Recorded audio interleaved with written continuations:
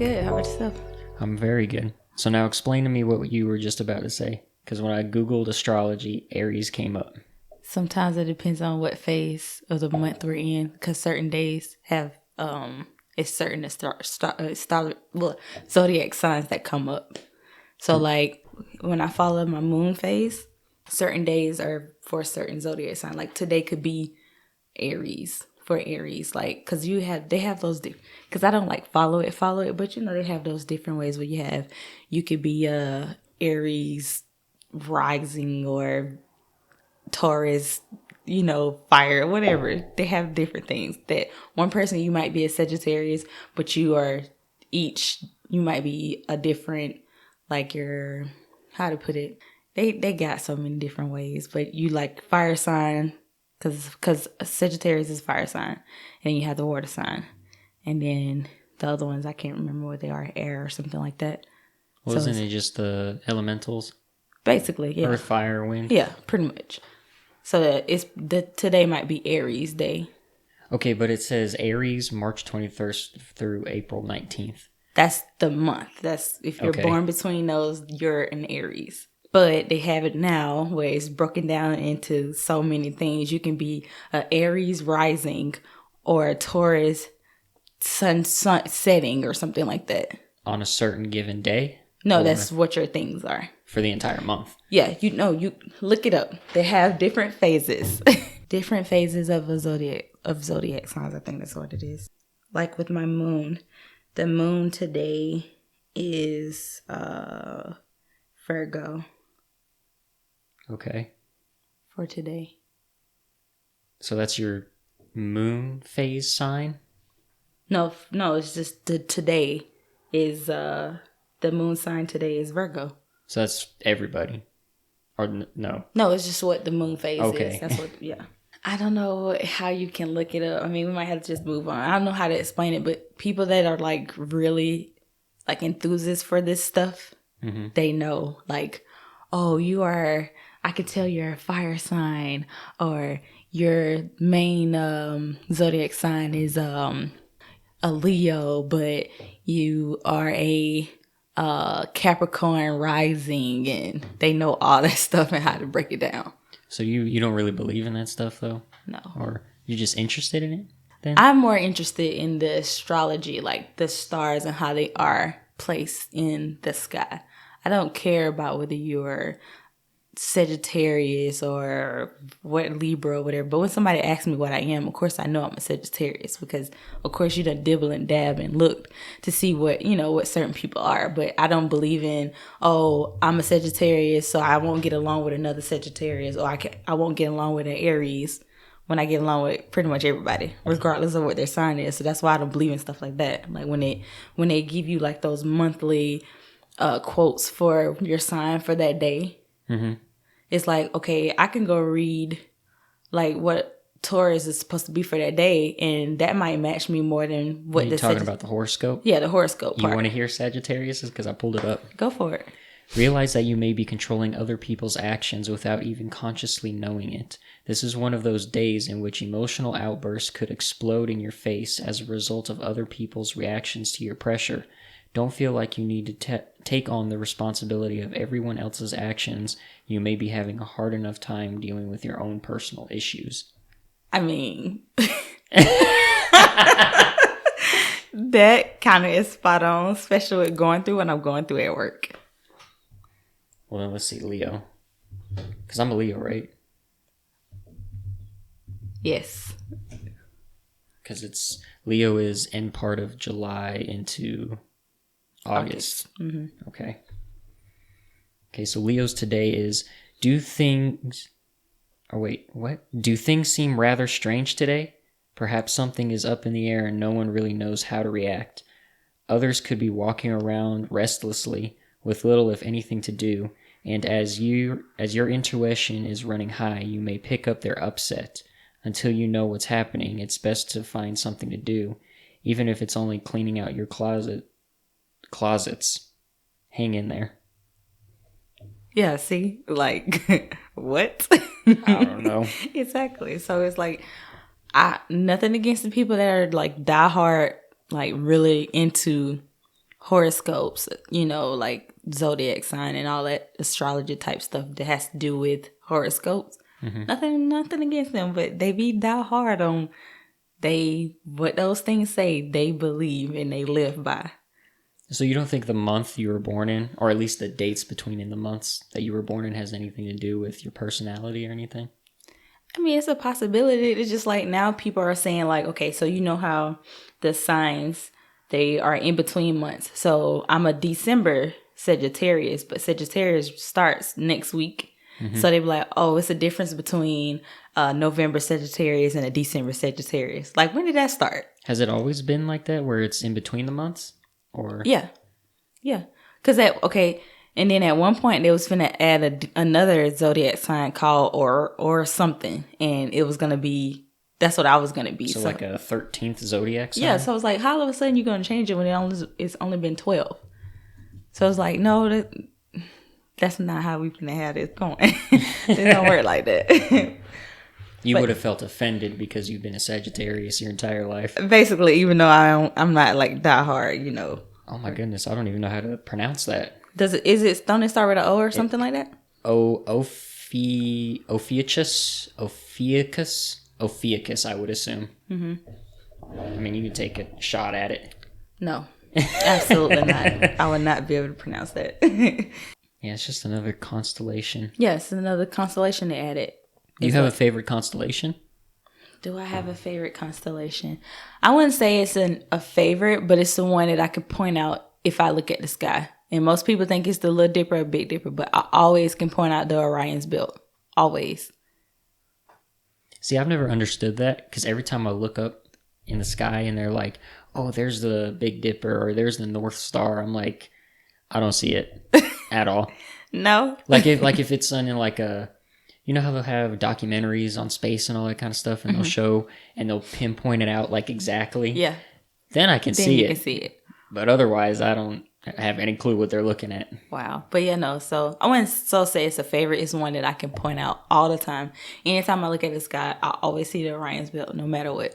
Like the Big Dipper and the Little Dipper, I mean, I know some people can point them out easily, but I have to actually sit there and look and be like, okay, that goes here with that, okay, that go to Big Dipper. It takes me a minute. But if I look up at the sky and I see those 3 stars, like lined up perfectly, I was like, yep, that's the Orion's belt.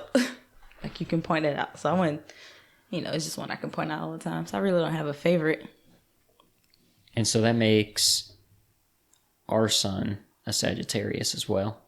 Just barely. So now I remember you telling me that, because you're really into serial killers and all that stuff, that most of them are born in December. Most of them are Sagittarius. Most serial killers are Sagittarius, especially the top ones. Now, do you think that has something to do with it? Something to do with what? Them being a serial killer. I mean, it could be a possibility. But you don't think it has any part? I don't think it has nothing to do with it. I don't think necessarily maybe the Sagittarius, but them being born in a colder month, I think does have something to do with it. Really? Why? Well, so the way I look at it, right? People who are born in warmer months tend to have their birthdays outside and everything, right? Around a bunch of people. People who have colder month birthdays, they're more inside and secluded, almost, if that makes sense. Because you can't have as many people inside as you can outside. I mean, I can get that because, like, say for instance, with my birthday, it's always a joke where, okay, if your birthday is in December, you pretty much celebrate your birthday on Christmas. So it's like, you're only going to get gifts one time, and that's during Christmas. You're not going to get no gift on your birthday because Christmas is like right around the corner. So, I mean, I guess I can see that, and probably like psychologically with them, it's like, isolation, and it's like, well, I'm not getting celebrated for my birthday. I mean, it's just throwing it out there, but I don't know. Well, this is like kind of in the same vein, but I have this like theory because they say Africa is the homeland of human beings and everything, right? And if Africa is almost the same way it has been for, hundreds of years, it was warm, sun's always out, people lived outside and everything. Yeah. And if the theory of how we migrated north and south. Of course, as you get closer to north and south, it gets colder and everything.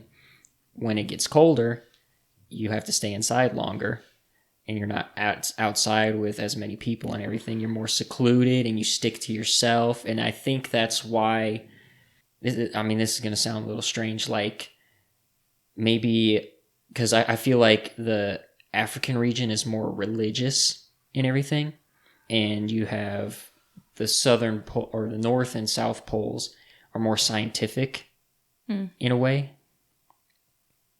I guess. Well, I mean, think about it. You're stuck inside all day. You got to find something to be. That's true. You know, you see entertain yourself with. You see like a piece of bacteria, and you start looking at it because there's nothing else to look at. I guess so. Yeah, you're on the inside. Well, and then also with the whole thing about the whole colder months of people being born, Alaska has like almost the most serial killers that come out that like they were born in Alaska. Mm-hmm. Yeah, they might have moved to somewhere else, but a lot of them were born in Alaska. And it's cold, it's out of the way there. Who's like the most famous serial killer to come out of Alaska? You know? Isaiah Keys. How do you spell his name? I know Isaiah, but like Keys, is it just regular Keys? Yeah. Okay. I think he was from Anchorage. Oh, Israel Keys. They call him Isaiah Keys. Oh, okay. Mm-hmm. Was an American serial killer, bank robber, burglar, arsonist, kidnapper, rapist, and necrophile who murdered a minimum of 3 victims across the United States. So he only killed 3 people? He was only convicted of killing 3 people. Well, he didn't even get convicted because he ended up killing himself right after they was doing an interview. But he wrote on the wall how many victims that he had done already killed, just to let them know, because he was in question for 11 people. So he wrote on the wall in his blood 11 something with a question mark, and then he was number 12 because he killed himself. But he actually had killed more people, because he was one of those ones, if you read on it, he was a serial killer that used to because he traveled, so he would bury murder kits, as he called them. So he has murder kits like buried all around the United States, and one of them, no one knows where they're at. No one knows where none of them are. I think they did find like one of them or whatever, because it was close to the desert or whatever. But he had murder kits. He actually had one in Nevada. I forget where it was at, but he had one there, and he had one in a national park. I think that's the one that they ended up finding. So how did they know there was one in Nevada also? They were looking up stuff. They was trying, before he killed himself, they was trying to interview him, get as much detail out of him, because I also read a book about him. Because they wrote a book on him or whatever, and what really ultimately got him caught. And I feel like if he didn't get obsessed with the last victim that he so-called killed, he would still be out here. He would still been out just murdering people. So he just went around the entire United States killing people. Yeah, basically. He would do odds and end jobs. He was like a construction worker. That makes more sense. So he just would be in people's houses. Pop into town for a few weeks, kill somebody, move to the next town. Go to the next town. Wow. And the thing about what was so hard with them catching him in the beginning, because they said he had been, they don't know how many victims he had, because they think he's been killing for a while or whatever. But it's like, it was random. So it's like you couldn't base a profile on him. It was like, what is his MO, basically what they call it. What's his MO? Because he didn't have one. He just randomly killed people. And I think one of the victims that they were doing a documentary of researching on, just random. I think they say that he may have looked at him wrong or something like that. He just decided it was time for him to just die, basically. Yeah, they named him one of the most methodical serial killers, because he didn't have like a victim type until he got obsessed with, I think she was 18 or she was young. She worked at a barista or something like that. And he kidnapped her, but he kept her alive for a few days, but he had her in his shed. But he did some unspeakable things to this girl. So do you think him being from Alaska could have twisted something in his mind? Because I think Alaska, they have like half the year, they have just dark. Whole bunch of sun, and then it's just dark the whole rest of the year and everything, depending on where you are. It's just probably depressing. Nothing against Alaskan people, because I know somebody else from Alaska, but she hates it. So, I don't know. Well, I mean, wouldn't that also mess up with like your circadian rhythm? I think so. Yeah, most definitely. Because like when you wake up and it's just dark outside, you're like, oh, it's time to go back to sleep again. And it's just like going back with the whole astrology thing with the moon. They say that our bodies actually are in sync with the moon because, of course, we have water in our bodies or whatever, and the moon controls the tide or whatever. So they're saying that the moon cycle controls our cycle of our body. So if it's just the moon is just out all day, you're going to be off, like, because it don't get its time to rest. So it's like you don't go. And I think it's like a depression type thing for some people to be in that darkness. Do you think that's a real thing, that the moon controls us? Not control us, not control, but like, you know, it's like in sync type thing. Like how, you know, when the moon comes up, the tide, you know, either recedes or, you know, come back or whatever. However you explain that part. But yeah, no, I think it has something to do with that rhythmic, like, of your body. And it's more so, I think you can more notice it with women than in men because of the menstrual cycles or whatever. The 28-day cycle, that's pretty much almost the same as with the moon cycle or whatever. When it comes to like a new moon or full moon, it's almost in that aspect. So you got some women that follow their cycle with the moon cycle, and it like is in sync once you actually get the rhythm down and you go with the days. I feel like it's more with the women, like on the women's side than it's the men, because I don't know how it affects the men, but the moon cycle more affects the women than the men. Well, that could be interesting because, like, when you think of the sun, you know, somebody who may not be because I don't know what it is in every other language, but I know soul, you know, but for English speaking, sun is almost same as sun, like my sun, when the sun in the sky, and maybe that has some correlation to it as well.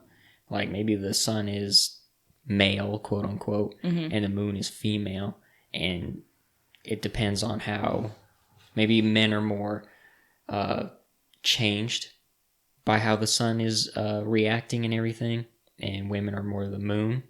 And that's probably why, like I said, for Alaska, they got the most serial killers. They ain't getting no sun like how they need to get their sun in order to flourish. You getting the moon all the time, so you're like thrown off and it's dark. It's a possibility that could be the reason, you know, for the male, because it's all of the serial killers that came out of Alaska has pretty much been males. That they know of. Yeah, that they know of. Exactly. Allegedly. But yeah, no, I think that's what it is. Like, even with this book I had, I didn't read it. I listened to it. It was an Audible book or whatever. Yeah. But I think with that, the person wrote the book is you had Luna, which was, of course, is the moon, and you had Soul. So these two characters were basically reincarnated or whatever because they've been trying to get the world to get back in peace because it has been chaotic. And each time that person, the higher ones, rebirthed the era, they just kept going over and over and over until they got it right. And then they finally got it right with these two individuals. One was actually a werewolf. The other one she was a fae, but at first she was a werewolf, but she had fae blood, which fae is another supernatural type being or whatever. So by her, and her dad was a vampire, but the dad, you know, intermingled with a fae, and that would cause her, but that fae was also half werewolf. But then when she basically died, she had died, but her dad had given her his blood because he was trying to heal her. She died, of course, when, you know, you die and you have vampire blood and you come back as a vampire. Pretty much they did it that way. But it was like so interesting that she was supposed to be the lunar queen, and the guy that she was with was Soul, which was sun, king or whatever. It's just interesting that people write the stories off of that. So going back to what you said, maybe men flourish with the sun and women flourish with the moon, and that's how that story was pretty much it. The men flourished with the sun, and the women, they more flourished with the moon. Talking about that as well with the Isaiah Keys guy and everything, how you said he's from Alaska and everything. If it, you know, it's just a theory that we're coming up with right now that men are the sun and women are the moon kind of deal, right? But what if, like, because lunatic is based off lunar, lunar, know, right? And so what if it's only like, quote unquote, a male thing? Like only men can be lunatics because they don't have enough soul in their life. And that's what creates like a serial killer or something like that. Kind of interesting. I never thought about it like that. Isn't it? Yeah. Because I know we say a lunatic is like somebody that's crazy, but when you actually look up the whole lunatic thing, it's actually somebody that worships the moon. I mean, that's the actual one of the definitions of a lunatic. No, I never knew that. I only knew, you're crazy. You're crazy. Yeah, no. One of the definitions of a lunatic is somebody that worships the moon. And that's another thing, right? Because I feel like maybe this is just a stereotype, but I feel like when you think serial killer and you think about killing and everything, it's mainly done at night because that's when everyone's asleep. Mm-hmm. And usually when you worship or I shouldn't say usually, but sometimes in certain religions, when you worship something, you will do a sacrifice to your god or deity or whatever. And if you worship the moon and you kill at night, that's like your sacrifice at night. To the moon. Yeah. It's interesting, right? I think we just figured it out. Maybe. I mean, but like, okay, so if you think about serial killers, do you think that there's a serial killer operating in this day and age? Like this time? Oh, I think they just caught one recently in California. Oh, really? Like a few days ago. I remember I was scrolling through Reddit and someone was like, why do you hate the place you live? That was like the question they were asking. Mm-hmm. And I can't remember which city it was, but it was in California, and they said, traffic's horrible, the streets are always broken and potholes everywhere. There's just tons of homeless people around. They just caught a serial killer the other day. And I read that and I was like, what? Do you think, well, you probably didn't look into it, was that person an older person? Because I know now with the technology we have, they are catching the older serial killers that were killing back in the day because of DNA. Or was he an active serial killer? Like I'm about right to see now? if I can find it right now. Because Stockton, that was it. Stockton, California? Yeah. Who else was a serial killer in Stockton, California? I think they had another serial back in the 70s. So this one says 3 days ago, 13 days ago. So I don't see a name for him. Mm. But yeah, Stockton, California was it. 43-year-old suspect. Oh, Wesley Brownlee.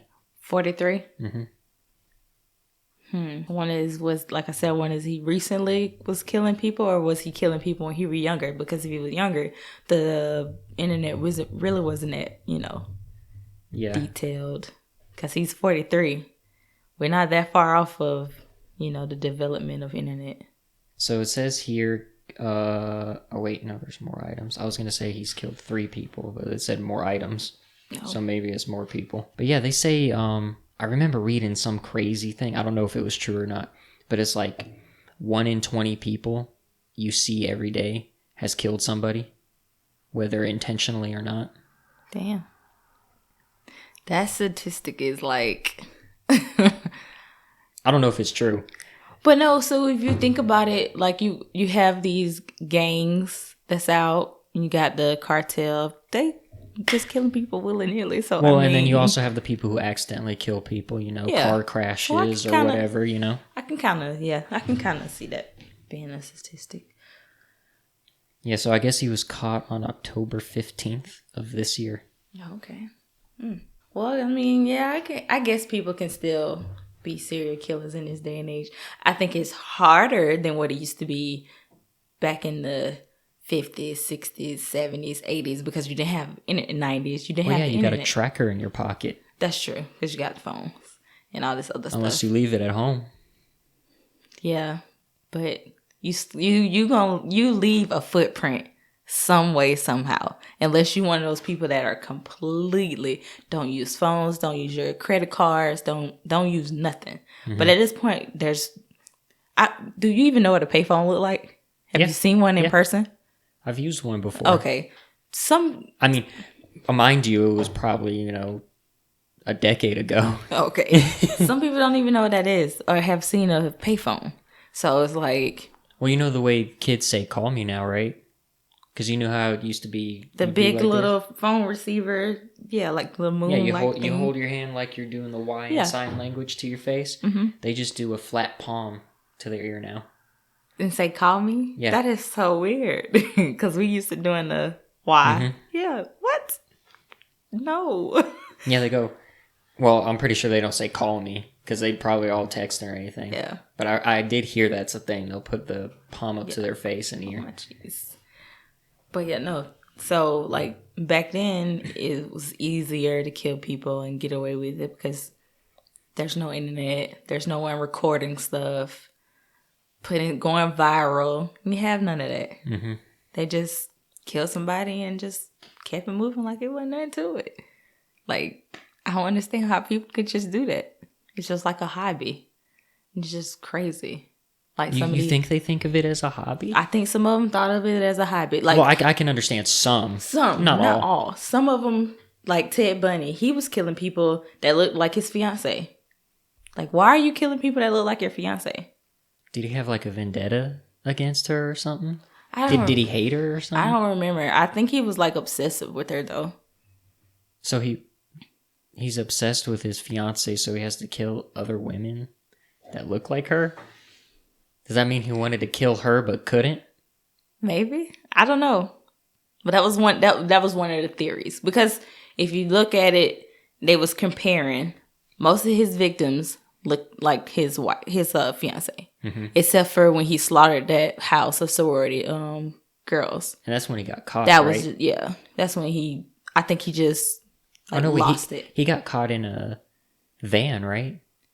Like he killed a girl in his van. A young girl. Yeah, mm-hmm. Okay. Because he hadn't already lost it. He lost it after he did that massacre in that sorority house. I think he went totally off script.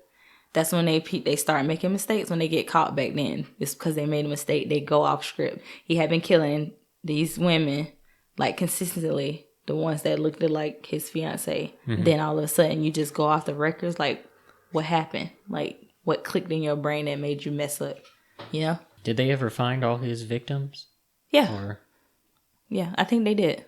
Wasn't there one serial killer where they had him, but I don't think they charged him yet, and they like literally just took him out and he showed them where all the bodies were? Well, they charged him. He was charged, but they gave him a deal because he was supposed to get the death penalty. But in order for him not to get the death penalty, he said that he would give up where the bodies are. And that was the Green River Killer. I don't remember his real name, but I just know he was the Green River Killer. And he actually didn't remember where all the bodies were that he hadn't killed. He didn't remember where he buried them all at. Now, do you really believe that he didn't remember, or that he just didn't want to? I just think he just didn't want to tell him where all of them was at. Because some of them, reading and listening to different people research on serial killers or whatever, like the psychologists that go and actually talk to them, they think that some of them, they get so obsessive with their kills and they show pride in them, basically saying. Some of them go back to where they done buried them at or where they done killed them at, just reliving it because it does something to them. That was like that, what is the show called? 48. What is it called? The First 48? First 48. The guy who killed his mom. Oh, yeah. And they tracked him back. And he went back. See, with him, I think he went back because he felt guilty. Some of them do go back because they felt guilty. I think he went and he talked to his mom and was like, Mom, he probably said sorry or whatever. But then at the same time, he still didn't show any remorse. So I'm not sure. I think he did go back to apologize to her. But at the same time, I don't really think he had remorse for what he did. I think it's one of two roads. It's either he went to apologize, or I think because he was showing no remorse to the police or anything, he went there and was like, why did you make me do this? And stuff like that. I think that's probably more of what he did, because he still was like, I don't know what y'all talking about. Mm-hmm. Because she spent his inheritance. Yeah, she spent like $1 million at the casino or something. $3 million or something like that. 1.3 million. Yeah, that's what it was. Mm-hmm. But yeah, so I think they go back. And I just think he just didn't want to give them all the spots of where he buried them at. I mean, yeah, it was along the line down the the river, but some of them probably got taken away. And then it's a possibility he couldn't remember what some of them are, were. You remember where it was that he was doing this? Wherever the Green River is. I don't know. I don't remember, to be honest with you. I don't remember where it was because I would assume, river, Seattle, Washington. Was it Seattle? The Green River Killer for the Seattle, Washington location where many of his victims were. Yeah, see. So I don't think there's any crocodiles or alligators in Seattle. So. Because I was going to say, if it's somewhere like Florida or something, there's a possibility of the bodies just being eaten. What is, because I'm not really into serial killers and all that. I don't really understand the hype about it all. But what is like one story of a serial killer? Because I know you like read the books, listen to the podcast and everything, like where you're listening to the story and you just can't believe every single turn that keeps happening. Like things they do? Mm-hmm. Like one serial killer? Like what's the one that like sticks out most in your mind? What serial killer sticks out the most in my mind? Huh. Like maybe most interesting or the craziest. Because to me, like John Wayne Gacy, that's just insanity to me. Yeah. I mean, it's something that did some... I done listen to so many... I listen to so many... Because like the podcast that I listen to, True Crime, mm-hmm. they don't just do like big people. They barely actually do big people or whatever. But... They do the lesser known guys too as well, and some of the lesser known guys are like more methodical than the ones that are like known. I think it depends on what area some of the serial killers kill in, and like what media attention want. Because some of the lesser known ones that they do, they be just as horrible. Like I know it was one, I don't remember the name, but he had killed maybe 10 people that they say he killed about 10 people. But he only got convicted of like one, I think, and it was a young girl or whatever. But he was kidnapping the women, keeping them in his house for a couple of days, and then just like freaking mutilating them. But you don't know nothing about him. And I can't remember his name, and he's not a big person. He's not well he's known. Not Ted Bundy, Jeffrey Dahmer, John Wayne Gacy, yeah. But he did some like unspeakable things to women, young women. Do you remember like where the location was of when he was doing it? I can't remember. It was one of the earlier episodes I had listened to, and they're on like episode 260 something now. So I think it was around like 20th episode round about that spot. But yeah, no, I was like, this is crazy. Like some of these people, what they do is just beyond me. I also think another reason for that is because the way media is now, there's so much news constantly that you can't have another Ted Bundy. Yeah, no. You can't have none of those big serial killers that they have this day because of the internet. Like, I think the only like quote unquote big killer in America right now, or not right now, but like a few years ago, I think it was a few years ago, was Zimmerman. I don't remember his first name. I know you're talking about. He was the guy that killed Trayvon. Mm-hmm. And then, like, before him, I can remember Casey Anthony. Before her, OJ. And that's about it for me. But those are not serial killers. They're not serial killers, but they are killers. Yeah. Well, technically, according to the law, Casey Anthony is not.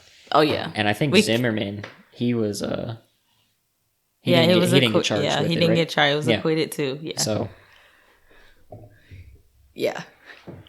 So allegedly, they killed people. Just like allegedly, OJ killed his wife. So all three of those people you called out, none of them got charged. Well, apparently OJ's been like, not recently, but he'll like tweet little stuff because he's on Twitter, which is crazy to say now. But he's on Twitter and he'll like say little sly stuff like. Not saying he did it, but kind of hinting that he did do it. Oh, man. Didn't he write a book in prison saying, if I did it? That was the name of the book? I don't know. I think he wrote a book called If I Had Done It, or something like that. Mm-hmm. I know one of the episodes I listened to in True Crime indicated his wife in the thing that killed, because that serial killer was operating in their area where they were living. The one that was mutilating? No. This is a whole different. Okay, whole different. Yeah, one. this is a whole different one. But one of the serial killers that was operating in that area, he was actually a suspect looked at on his wife's murder or whatever. Some people still believe that he was the one that did it. Mm-hmm. Because the MO matched what he did. He go in people's houses or whatever and just randomly kill them, like home invasion type things. Mm-hmm. And how her murder was, it was almost like matched his murders. And he wasn't like a big serial killer either. He was like a small one. So it was like interesting. Like some people still don't get, like the media. Some killers don't get the media that some people do. Like, why did Ted Bundy get so much media? Why did John Wayne Gacy get so much media? Ted Bundy was because he was an attractive man, I think. Yeah, I can see that. And to think, like, because he looked, you know, I've only seen like a couple pictures of him, but from the pictures I have seen, he was, you know, clean shaven, kind of looked like a blue collar worker and everything. And to think that someone like that could just go on a killing spree. Yeah, I guess so. And then John Wayne Gacy, you know, he was a bigger, heavier set man and not as clean cut as Ted Bundy, but he was like a pillar of the community. I was going to say, yeah, he was a pillar of the community. Everybody looked it up to him. And to think, like, if he could do that, a pillar of the community, you know, what could other people do? That's true. And I think that's why they got a lot of media attention. And then I think Jeffrey Dahmer got a lot because he literally ate people. Yeah. He was a cannibal. Okay, I can see that. Like, you have to, like, either be, I don't know, like, seem like one of the best people in the world and be doing this, you know, in the undergrounds. Yeah, some of them people have double lives. Like, they legitimately live double lives. Like, you have some of them, they have wives, they have families, and they go home to their families and their family not knowing a clue that they're out here doing this. So one question especially the ones that do it to women. So, like, if I remember right, John Wayne Gacy, he would kill kids, correct? Young boys. Mm-hmm. And he would stuff them under his floorboards. He had a crawl space. He had a crawl space in his house. Yeah. And he lived in that house with his family and stuff, or was it like a separate? No, he house? lived there. He lived in that house. But was he there by himself, or did he have a whole family living in the house with him? I don't remember if he had a family or not. Really? Yeah, I don't remember if he had a family or not. But like, I know he put them in his crawl space because he used to. I know he had one because he wasn't the only one that was supposed to be getting charged, because it was another young male that was getting charged too, because he helped recruit boys to come to John Wayne Gacy's house. Oh, I didn't know that, because all I thought was, because I know he used to dress up like a clown and do like birthday parties and stuff. I thought that's how he lured them. Like, he, you know, get the kids' attention and be like, hey, after the party, you should come on over. He had a young kid that was helping recruit. He actually went through two, because he ended up killing one of them. Because I think he, like, then how it was written, it said that he didn't want to do it anymore or whatever. So he ended up getting another kid that got recruited by that kid. Wow. So it says here, Carol Hoff and serial killer John Wayne Gacy were high school sweethearts who were married for 4 years while Gacy murdered young men. Okay. So I'm assuming they both lived in the house together. Because this is their house. You think you'd know, though, right? You would think, 4 but years. You would think, but it's they weren't all in the crawl space, right? Like, some of them were in the backyard or something, right? I don't remember. I know they found 2 of the bodies on the beach, buried on the beach. So, but most of them were in his house in the crawl space. But you got to remember, he was cementing them. See, I didn't know that either. Yeah. He was cementing them. So, yeah. I don't. And I know you'd be like, it's weird that I'm not obsessed with it. It's very interesting. I am kind of understanding it now, because I can see from a psychology perspective, you want to understand how, like, what is the thought process of it all, because they're not all the same. Nope, they're not all the same. They all think differently. So, and that's what interests me is I want to know, like, and it's gruesome, and it like a lot of like certain cases, it freaks me out because it's like you got a person that's out here that's capable of doing it. I mean, anybody is capable of murder, especially if they get pushed, to a certain point. Like, I'm not saying that we can't nobody be a murderer or whatever, but you got people that's out here that's just do this and not bat an eye. They will go to their job. They have regular lives. They go to their job. They go home to their family. They go home to their wife and kids. And you got some of them that their thing is to kill kids or younger women. And they have a young daughter. And they're willing to just go out here and kill younger women, knowing that they have a daughter. Like, what is in your brain? Like, what's stopping you from killing your wife? What's stopping you from killing your daughter? But you love them with your whole heart. But you go out here and kill other women. I would say, like, maybe it's a evolutionary thing,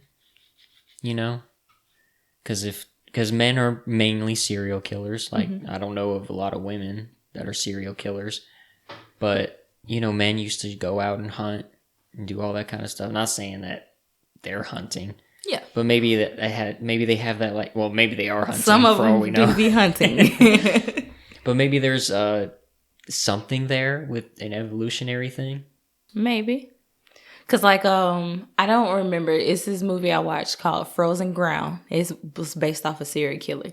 He actually would get the prostitutes because, of course, prostitutes were easy for them to kill and no one would think about it. And that's why I think a lot of serial killers got away with so long of killing women because they go after the prostitutes. But he was, he would bring the prostitutes home because you get them whatever. Yeah. And he would chain them up or something and then do what he need to do to them. Then he let them go, but he let them go on his property and he actually would hunt them and kill them. So it's like, it was a game for him. So it's like, you got these people, and he had a life, like he had a regular family, he had a regular job or whatever, but he had like a separate part of his house that he would keep the women and then let them go on his property and basically make them run. So he had like a giant piece of property, I'm assuming? Yeah. And he had a plane. Oh. Yeah.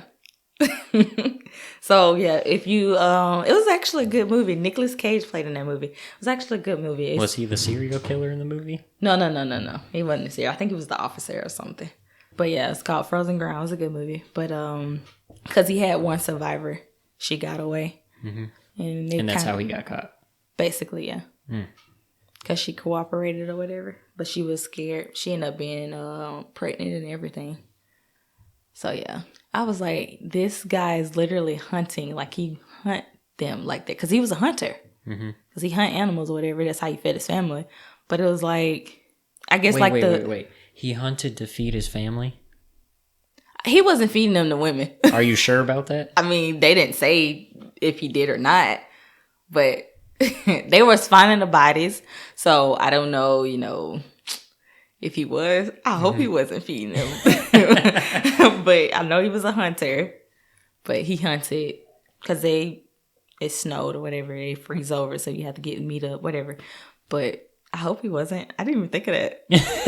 Because it was just a movie. The movie just said it was based on true events or whatever. Right. I never actually looked it up or whatever. But, I mean, I looked up the person. And it was true facts that it was a person. But they didn't say anything about him feeding. I hope he wasn't feeding his family them women. Oh, man. But it's just crazy. Like, what in their brain make them do stuff? I know some of them have psychotic issues or whatever. Some of them might be hallucinating. You have some serial killers that have a thing telling them to go kill people, kill, and those are the ones that kill random people. But you got the other people that I feel like they kill as a sport. Like, well, so I know like that, like you told me, Sagittarius is one of the main ones that serial Ted killers Bundy are. is a Sagittarius. John Wayne Gacy is a Sagittarius. And that a lot of serial killers also have some form of brain damage from when they were younger. Yeah. Whether they fell or got hit or something. You think there's like something else maybe that we're all missing that's the same? Or, not the same for all of them, but for most of them. I don't know. Okay, so one thing the guys do on their podcast is they kind of go back into the people's beginning life. A lot of them had like really, really bad childhoods. But you got a couple of them that had, great childhoods and still end up being a serial killer. But then also another thing that was in common with a lot of the male serial killers is they went to the fucking military. A lot of them went to the military. Really? A lot of them went to the military. Was Ted Bundy one that went to the military? I don't remember if it was Ted Bundy or not, but a lot of, especially like a lot of lesser known ones, they all got the military in common. Whether it was the Marines or the Army. The Marines and the Army. Main ones. The main ones. The main ones. And I'm like, that is crazy. And a lot of people don't come back the same when they're in the military. Oh, absolutely not. And back then, they got drafted. So a lot of them didn't have no choice but to go and serve on the front line. And they come back with PTSD and, they can hallucinate or they hear like a soda can pop. Yeah. And they freak out. Mm-hmm. So that's one thing a lot of them had in common is the military. But I don't know, like you think about like what goes on in their mind that make them just want to kill people. They're just like with Richard Ramirez. Homeboy was just going to people's houses, just killing them. I don't even think he was stealing anything. I just think he was just going in there. He raped the women, and if it was a male, then of course he killed them first or incapacitate them first. But yeah, he just was like on it. And then it's crazy how he got caught because he got caught by people because he was about to go and kill somebody else, but then they had already had like his picture or what is it called, a sketch of him already sketched out or whatever, because he had a couple of survivors because he was a rapist because he had raped like hundreds of women, I think, if I'm not mistaken.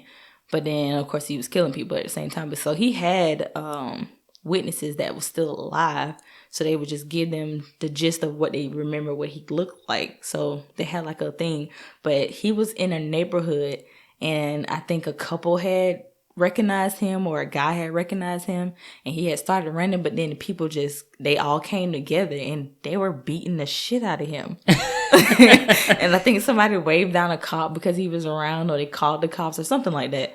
But yeah, that's how he got caught.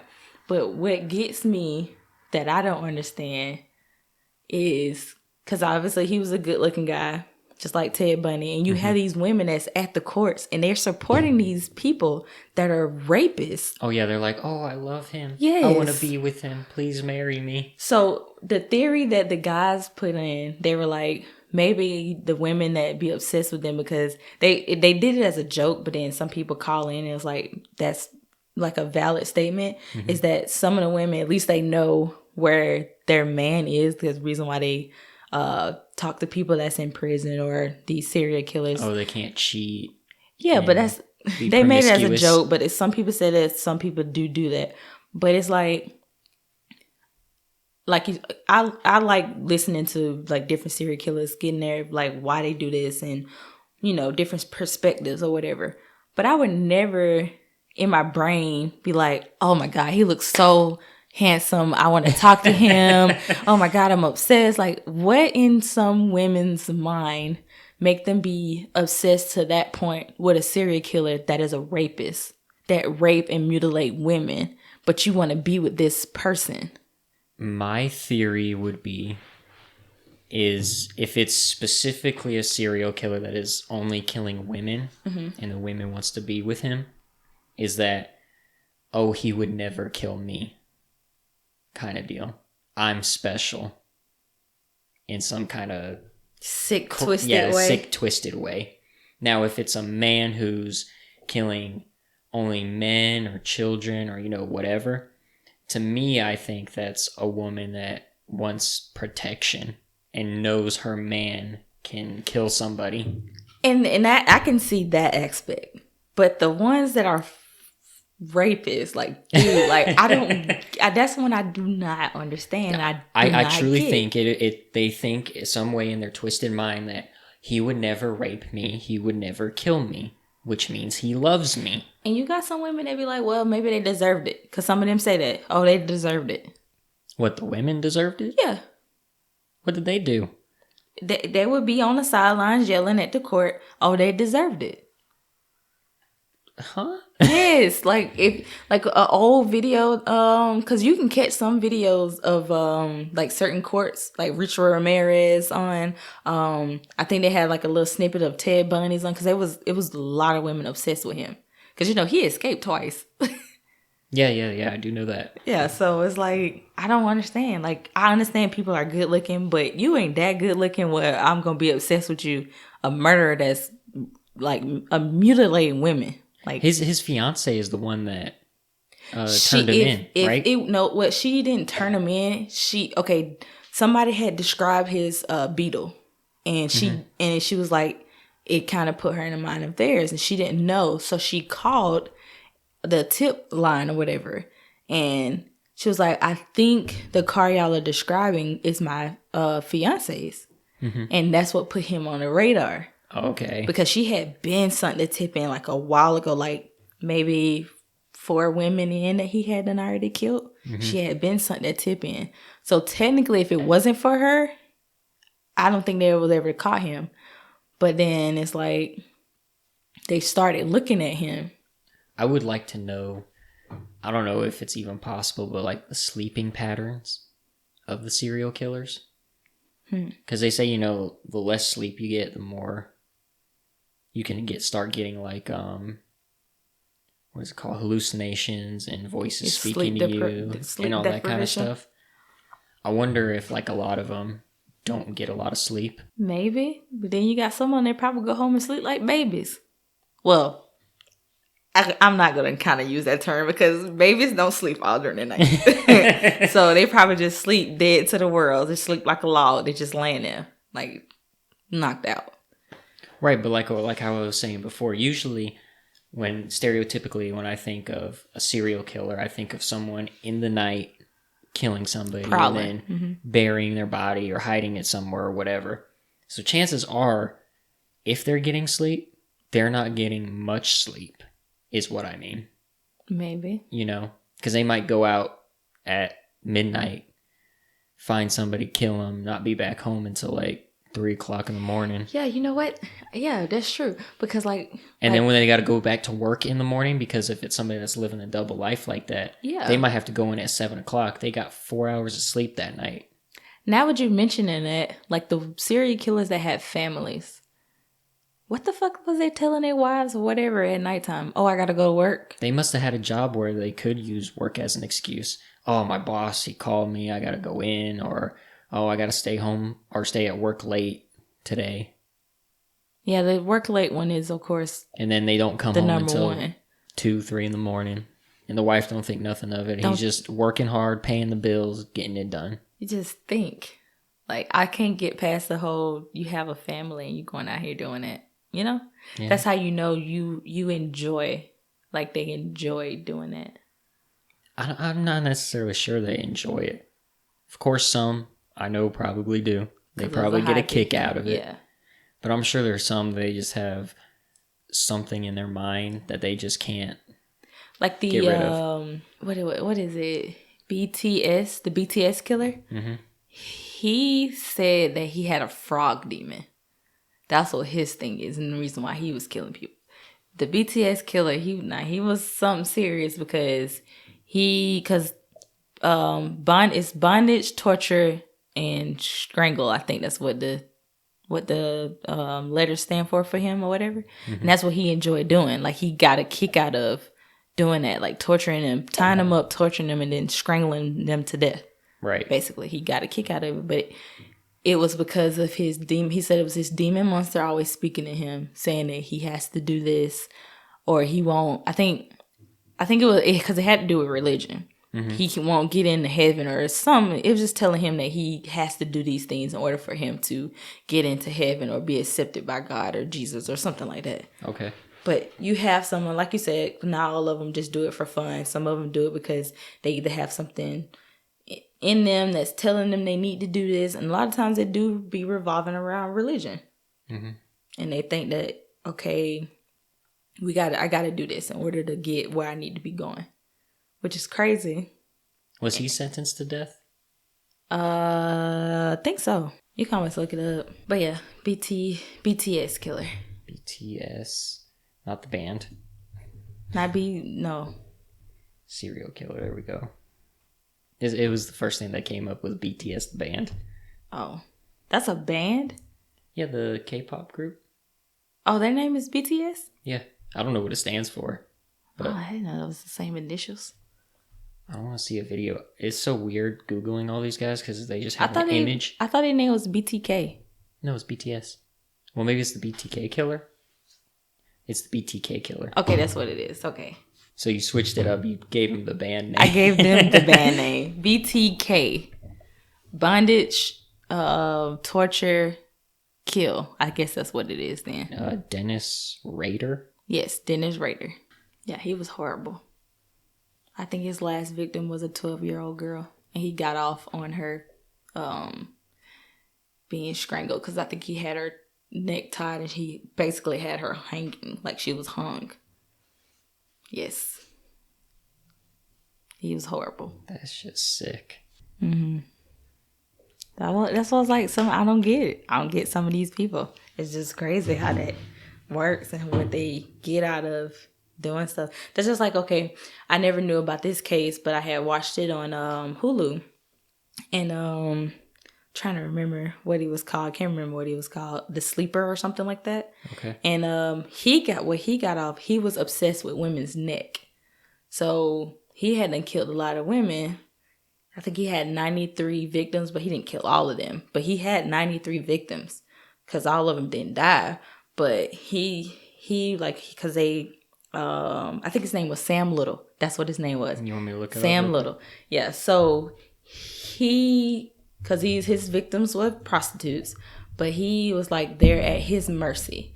And they was like his hands were so big. Like, he had the perfect tool to kill women. He got a kick out of strangling women because he was obsessed with necks. That was his thing. He got off on necks. Like, that was his turn on or his arousal was women's necks. And he would strangle them.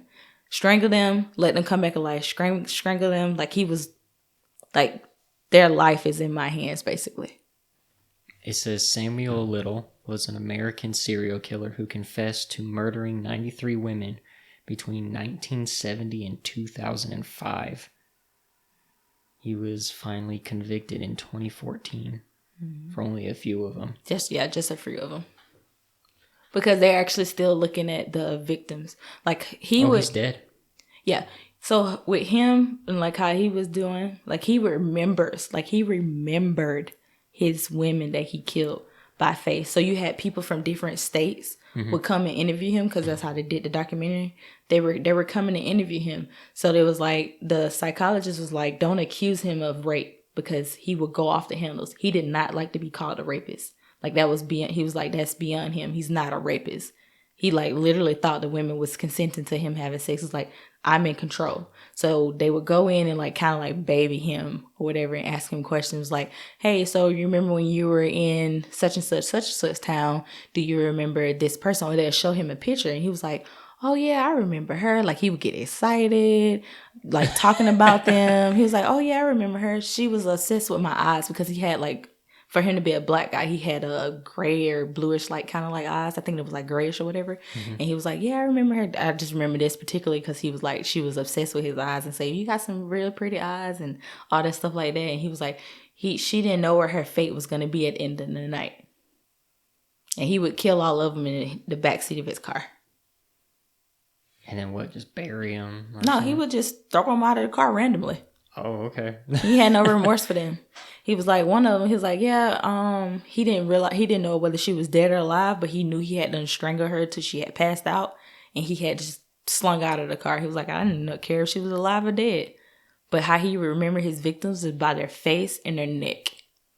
So if they show him a picture, he would know who they are. Or he would describe a woman, and then they'd have the artist draw them, and then they would have like put it out to the public and be like, if you got a family member, whatever, missing, and then they'll go back to him and they'll give a name. And a lot of times he would remember their names. Like he would actually sit there and have a conversation with them, get to know a little bit about them. And then by the end of the night, he pretty much kills them.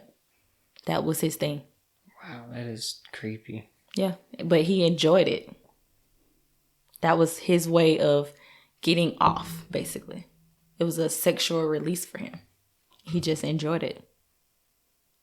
And his alibi was this older lady that used to travel around with him or whatever. So it's like if he did get questioned, he'd be like, "Oh, I was with such and such," and she always would alibi him because she was older, and I don't know, he probably was manipulating her, but she was older and she was always, "Yeah, he was with me."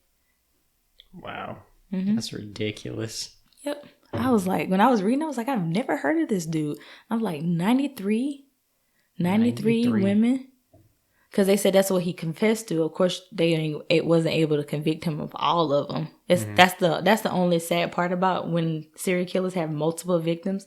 You can never convict them of all of them. But it's just like, they still don't know all the 93 women, like all of them. I think they still need to figure out like 50 or more. Well, it says he's only convicted for 4. Yeah, he's only convicted of 4, but he explained to them, like even on the docuseries, the 4 he was convicted of, those people interviewed him, they got him whatever, because he wanted to get extradited to another state because he was in Texas, and you know Texas had the death penalty, so he got extradited to somewhere else, and that's where he wanted to be, so he can confess and talk to them about his he said his adventures or some shit like that. That's what he explained it as. But so he explained that, you know, to them or whatever because he didn't want the death penalty. So is he like I guess, has the most kills as a serial killer in America? Is he number 1? No. Who's number 1? I think Richard Ramirez is. How many did he have? Like 100 and something. Seriously? Look at, yeah, I think it was Richard Ramirez. I think it was California. It says he killed at least 14 people. It was creepy. Let me see which one that one is. I think I might be getting him mixed up with the other guy. I think Richard Ramirez is the dating game killer. No, that's him. I gotta remember. No, Richard Ramirez is the dating game killer. Never mind. It's another guy that has the most kills, but I can't remember his name now. But yeah, Samuel Little, like I said, he confessed. I mean, he got convicted of the 4, but he confessed to so many, and they were able to find the women's bodies because he was giving out the locations to the women's bodies that he hadn't killed. And I think they found like 10 or 15. He showed them where they were because he remembered.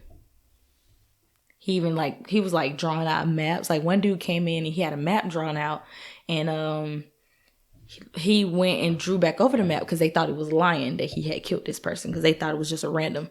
So he went and redraw the map. He was like, "No, you got this wrong. You got this wrong. You got this wrong." And the cop was like, "No, I don't." And then he actually went back and looked. The cop had it wrong, and Little changed it and wrote it like how it was supposed to be. And like he had a great memory, and he wrote it like how it was supposed to.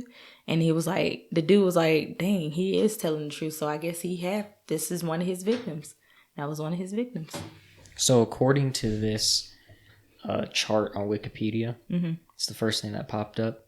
He is the highest killer in America, but not overall serial killers, according to this. Next one is Gary Ridgway. Yep. And he's got 49. He was a bad one too. With possible victims of 90 plus. Who they got as the number 1?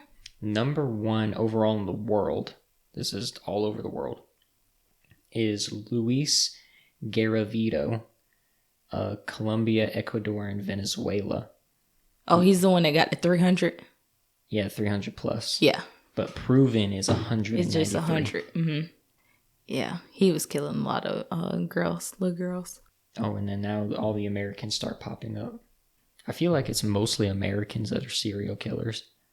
I think it's mostly known because of the media that are serial killers. Because the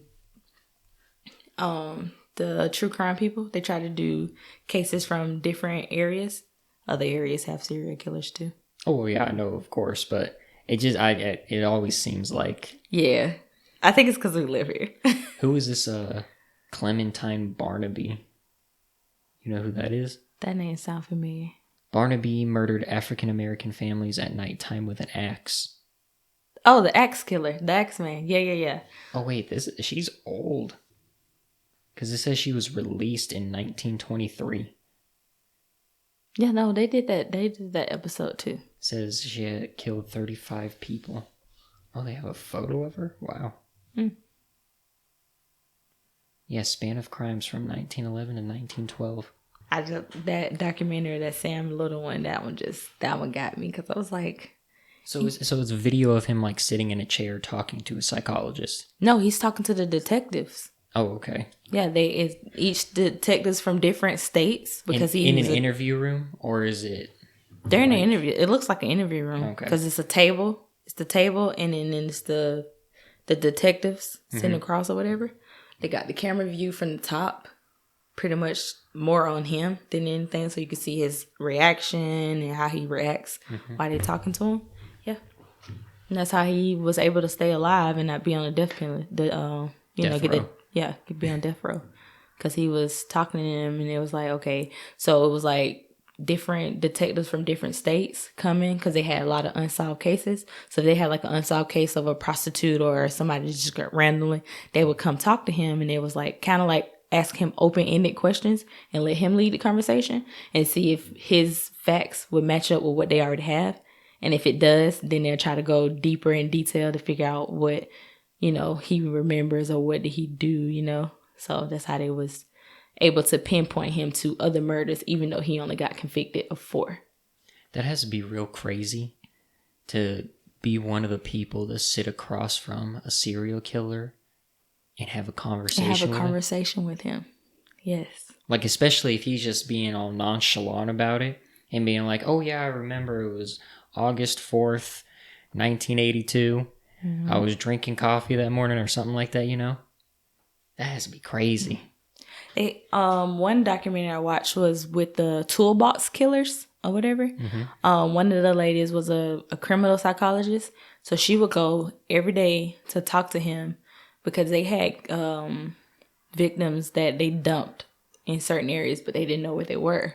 So she was trying to gain like a relationship with him, and and she kind of got backlash from it because it's like some of the psychologists that had talked to him was like, well, you're never going to get him to change. He's never going to tell you where those women are, which eventually in the end, before he died, he did tell her where they were. And then it's like in the end, he kind of like, as he got older, she was like, well, I feel like he has been reforming. He has come to a new understanding in his life because he, I guess, became a better person. She even made this dude her son's godfather. Wow. Because when she was going, she was pregnant or whatever, but he was so nice to her and forthcoming with his kills. Like, he explained every kill to her, and she was like, I just treated him like he was a regular person. And she was like, people may judge me for the approach that I went by, which they did, because even in the documentary they had some people that was like, I don't understand why she did it that way, or doesn't matter. She got the info. She did get the info. She got the info before he died, because it was 2 girls that I think it was the guy's first kill and they third kill or something like that. Because how they killed them on the top of a mountain or whatever, but they pushed them down. The accomplice dude, he gave them like a gist, but he lied about the location. But they could never break the other dude, the dude that she ended up talking to. They could never break him. He would never talk to nobody. He would never let them know what he had done, where they dumped any other bodies or whatever. But with her, he like told her everything. And I know in their case, it's tapes. There was tapes because they recorded everything. Right. So they recorded the women, like them torturing, because they tortured the women before they killed them or whatever. But I think, if I'm not mistaken, they got rid of those tapes. Like the mayor or the governor or whatever was like, we don't need these tapes anymore. Let's burn them, because no one should have to go through listening to these tapes, because they had to play them in court, of course. But they were so gruesome that there was no dry eye in the courthouse, like none, because you can hear the women like getting tortured or whatever. But Yeah, so of course people were thinking him as an animal. I think her approach actually helped because she gave closure to these families that wanted to bury their daughter, sister, whatever. Had like two of both of the victims that were looking for, their parents never got a chance to get closure because they died before they could get that closure, but the rest of the part of the family was able to. But it's like, why judge her? Yeah, I did laugh when I said she made the dude her, son's godfather or whatever. But it's like she felt in her heart that he changed, and he was like on his death when like he was finna get ready to die because he was sick. He called her and he was like, "I'm not ready to die." He was like boohoo crying. A lot of people thought he was just faking it and just not actually being remorseful. But he was like, "I'm sorry for everything I've done," and he was like, "I don't know what came over me while I was young. It just was dumb and stupid and all this stuff like that." Like he boohoo crying because he afraid to die. Like he do not want to die right now. So he's like, he didn't per se ask for forgiveness, but he did kind of apologize for everything that he done or whatever. So, it's like in your mind, you think, do some of them actually be remorseful or what they, had what they've done, or you think it's just an act?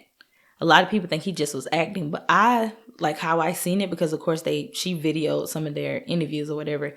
I think he genuinely was like, he felt her as a family. Like he felt like I think he took her in as like a daughter or whatever because she brought out his human side. I think she brought out his human side. The reason why he wouldn't talk to anybody else is because they looked at him like a demon or a monster. Mm-hmm. And she didn't. She saw the human within him, mm-hmm. whether it was there or not actually, and appreciated it, I guess. Yeah, because she got judged for introducing her son to him, but she was like, he's not a threat to my son, which I seen that he wasn't a threat to the son. Like they showed it where the son had drew him like a little picture or whatever, because it was over time that she had to get everything out of him or whatever. How many? It was like years. Mm-hmm.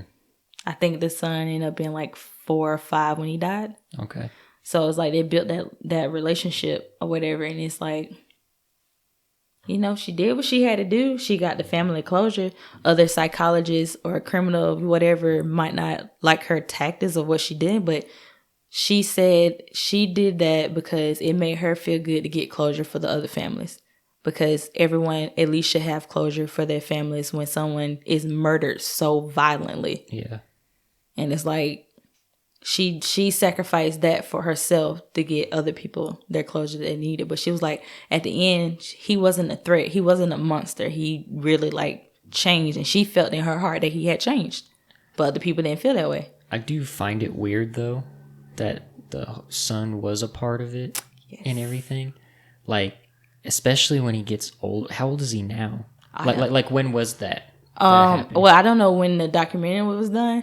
Because they did it this year. The documentary came out this year. Mm-hmm. But I think it was over a time. I don't know. But when did she do like the actual interviews? Do you know? Mm. You know the guy's name? I just know he's the toolbox killer. That's all you know about Yep. I don't ever remember their names. I remember their monikers. That's it. Let's see. 19. Oh, no, that's when they were born. So he died in 2019. Oh, I think that's a picture of him. As an old guy, or as this old guy with glasses and a lady with blonde hair. That's them. Lawrence Sigmund Bittaker and Roy Lewis Norris. Roy Norris, that's his name. That's him. Mm-hmm. Because I would like to know when they did the interviews, because I'd like to know how old the son is now. But this looks like a recent photo. So maybe they did the interview. You say the documentary came out this year? I think the documentary came. I watched it this year. So we say like this year, last year, around that time? Because when did he die? 2019 he was 79 years old. So the interviews was done around that time. 17, 18, 19, because she was go constantly. So that kid is probably only like 7 years old right now.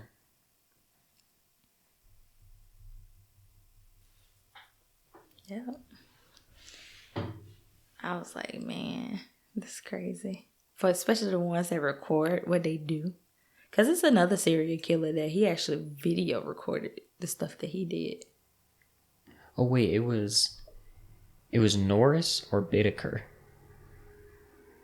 I think Bittaker is the old man. Norris is the one that I think had already died or something.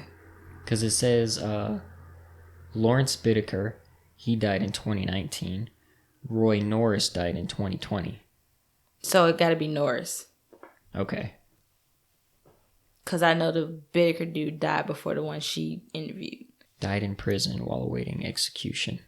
I think the reason why they got caught was because of Bittaker. How'd they get caught? I think he turned himself in or something like that. Or he started talking because I think his conscience, his guilt. Because he was the last one that died, the one she was interviewing. Mm-hmm. He was the more, like, because he the one started it. Like, killing the women or whatever. And the other dude was like, because I think I remember he was talking about when they did their first kill, the other guy threw up. And he was like, he basically said, you need to fucking suck it up. And like get it together. So then they went and kept killing people and it got easier for the other guy. But I think he's the one that cracked. The one that died first. You'd think after the first one you'd just be like, yeah, no, I'm good. I don't think I could do this. Yeah, because he threw up. But nope. He kept going. The other buddy was like, no, you need to suck it up, buttercup. Basically. It's like it was reliving those tapes. Like, you sit there and record that. You sit there reliving it. Because he even talked about, because she asked him why he, what was the point of recording it. And he was like, it's for my enjoyment. So you got some sick ones out there. So, interesting, right? Mm-hmm. For me, so as I've been Googling all these guys that we've been talking about, mm-hmm. most of the ones I've seen have been born in February. Maybe the big ones get the February treatment. Yeah. Lesser known ones get December. No, Ted Bundy is a Sagittarius. He's the only big one. John Wayne Gacy is a Sagittarius. Oh, Jeffrey Dahmer is a Sagittarius. Oh, I see. I didn't look up Jeffrey Jeffrey didn't Dahmer. look up Jeffrey Dahmer. But yeah, no, I don't think he was born in December. I think he's a November Sagittarius, but they're Sagittarius. I was like, oh, the big ones. It's the big ones that are Sagittarius. Yeah, I think it's Ted Bundy, John Wayne Gacy, and Jeffrey Dahmer, I think, are Sagittarius. Here, I can make sure. I don't even like saying Jeffrey Dahmer's name. It like sends chills down my spine. Why? Because he killed people and ate them. Yeah. He like kept them in his fridge and stuff, in like barrels and stuff. He kept all their bodies in that house, in that apartment. It wasn't a house, it wasn't an apartment. And for what's crazy is for the cops to let that young boy, he was like 14 or something, right? 14, go back.